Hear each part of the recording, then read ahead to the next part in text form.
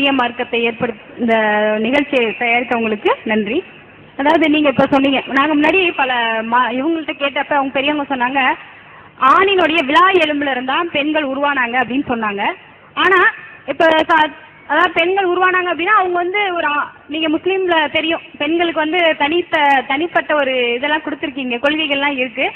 அப்போ திருமணம் ஆகாத பெண்கள் எப்படி உருவாகாங்க, அது ஒன்று. அதுக்கப்புறம் நீங்கள் இப்போ கொஞ்ச நேரத்துக்கு முன்னாடி சொன்னீங்க ஆதாம் ஏவாள் அப்படியே படிப்படியாக தான் மனிதன் உருவானான் அப்படின்லாம் சொன்னீங்க. அதனால் அந்த உருவமற்ற இறைவனை நீங்கள் வழிபட்டு இருக்கீங்க, அதை வந்து ஒரு ஆணாதான் சொல்கிறீங்க, அல்லாஹ் அப்படின்ற ஒரு ஆணாதான் சொல்கிறீங்க, அதை பெண்ணுன்னு சொல்கிறது. ஆனால் நாங்கள் இந்து முஸ்லீம் கிறிஸ்டின், அதாவது கிறிஸ்டின் இந்து அவங்கெல்லாம் பார்த்தீங்கன்னா ஆண் பெண் ரெண்டு பேருக்குமே ஒரு சமத்துவம் கொடுத்துருக்காங்க. அதனால தான் பெண்கள் சாதனையாளர்களும் நிறைய இருக்காங்க. இப்போ பெண்களுக்கு நீங்கள் உங்கள் மதத்தில் சம உரிமை கொடுத்துருக்கீங்களா, அது வந்து கொள்கையில் இருக்கா, நீங்கள் செயல்பட்டு இருக்கீங்களா, அதான் என்னோட கேள்வி. அதாவது ஒரு கேள்வி தான் கேட்கணும்ல, ரொம்ப திறமையா ஒரு கேள்விக்குள்ளேயே பல கேள்வி வச்சுக்கிட்டாங்க. எனக்கு ஒரு கேள்வி மாதிரி நினைச்சிட்டாங்க, பல கேள்வி கேட்டுவிட்டாங்க.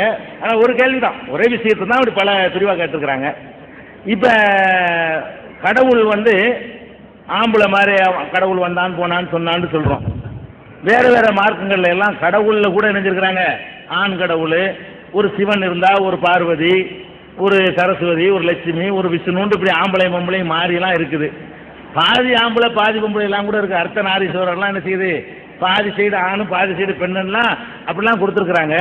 நீங்கள் கடவுளே ஆணாத்தானே சொல்கிறீங்கிறது ஒரு அழகான கேள்வி. ஆனால் இஸ்லாத்தில் வந்து கடவுள் ஆண்லாம் கிடையாது. நீங்கள் கடவுள் ஆண் நினச்சா அப்புறம் பெண்ணு தேவைன்னு வந்துடும்.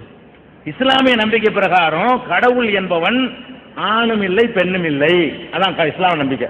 அவனை ஆண் என்று சொன்னால் அவனுக்கு பொண்டாட்டி தேவைப்பட்டுரும், பெண் என்று சொன்னால் புருஷன் தேவைப்பட்டுரும். அப்போ கடவுளுங்கிறவனுக்கு பொண்டாட்டியும் இல்லை புருஷனும் இல்லைங்கும் பொழுது நம்மளை எல்லாம் படைச்சவன், அவன் நம்மளை மாதிரி தான் இருக்கணும்னு ஒன்று கட்டாயம் கிடையாது. அவன் ரெண்டு மற்றவனாக இருக்கிறான், அதான் வந்து இஸ்லாத்து நிலைப்பாடு. ஆனால் இந்த சந்தேகம் ஏன் வருதுன்னு கேட்டால், அவனை பற்றி சொல்லும்போது இப்போ அவன் தான் நானே சொல்கிறேன், அவன் சொல்கிறதுனால ஒரு ஆம்பளை மாதிரி தான் வருது.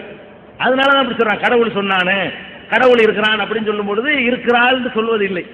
அதனால யாருக்கும் ஆம்பளை மாதிரியான ஒரு தோற்றம் வருதே தவிர முஸ்லீம்களில் யாருமே கடவுளை ஆண் என்ற ஒரு நினைப்புல சொல்றதே கிடையாது, கடவுள் ஆண் நினைக்கவும் கூடாது. இதுதான் உண்மை. இந்த இன் போட்டு ஏன் சொல்றோம்னு கேட்டா, மனிதனுடைய பாஷையில தான் கடவுளை பற்றி குறிப்பிட வேண்டி இருக்குது. மனிதன் அவனுடைய மொழியில என்ன வச்சுக்கிறானோ அதைத்தான் கடவுளுக்கு யூஸ் பண்ண வேண்டி இருக்கு. இப்ப கடவுள் வந்தது போனதுன்னு சொன்னோன்னு வைங்க, ஆடு மாடு மாதிரி நினைச்சுக்கிடுவான். கடவுளை பத்தி பேசும் பொழுது அது இதுன்னு சொல்றோன்னு வைங்களேன், ஆடு மாடு மாதிரி போயிடும். இல்லு போட்டா பொம்பளையா போயிடும், இன்னும் போட்டா ஆம்பளையா போயிடும். கடவுளுக்கு யூஸ் பண்றதுக்குன்னு ஒரு வார்த்தை வச்சிருக்கல. நம்ம மொழியில கடவுள் ஆம்பளை வந்தான், பொம்பளை வந்தால், ஆடு வந்தது, அது மாதிரி பிரிச்சான்ல. கடவுளுக்கு ஒன்று வச்சிருக்கான இல்ல, இந்த இருக்கிற மூணுல ஒன்று எடுத்து போட வேண்டியிருக்கு. அதனாலதான் உன்னை வந்து இன்னும் எடுத்து போட்டுக்கிட்டாங்க. அதனால வந்ததே தவிர வேற ஆண் என்பதற்காக அதை இன்னும் போடவே கிடையாது. கடவுள் சொன்னதுன்னு வேணாலும் சொல்லிட்டு போங்க, அது ஒரு தப்பு கிடையாது. அப்படி ஒரு பழக்கத்தில் வந்ததுனால சொல்றமே தவிர கடவுள் ஆணும் இல்லை பெண்ணும் இல்லை, ஆண்களையும் பெண்களையும் படைத்தவர் கடவுள்.